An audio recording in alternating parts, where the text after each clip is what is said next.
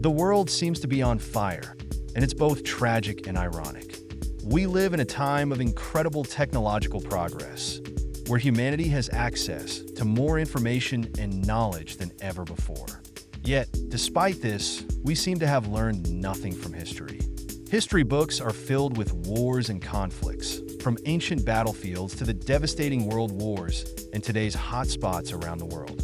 It's almost as if we're trapped in a cycle of violence that we cannot break free from.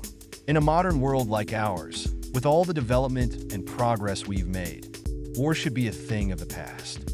We should have come further.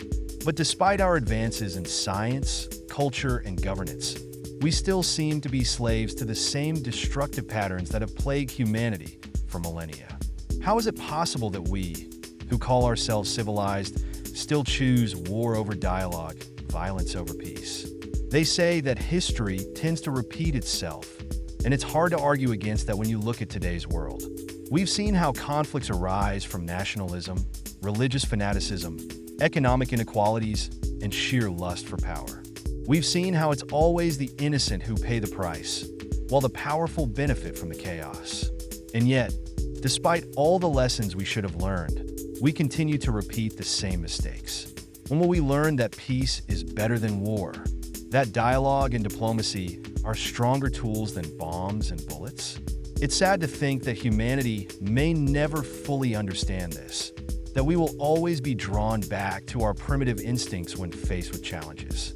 Perhaps we all, both those who fight and those of us who stand by and watch, should feel ashamed.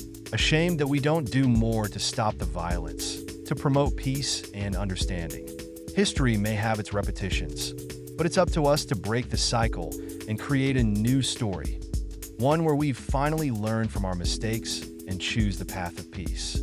If we look back at history, from the ancient Greeks and their endless city-state wars to the Roman Empire's bloody conquests, to the medieval Crusades, and onto the two world wars that shaped the modern 20th century, we can see a clear pattern. Power and control have always been the driving forces behind conflicts, often disguised as ideological or religious wars. Yet every time, it ends the same way, with suffering, destruction, and ultimately the realization that no one really wins in war.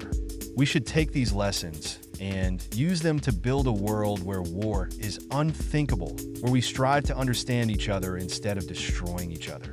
A world where dialogue, compassion, and understanding are the foundations of our actions.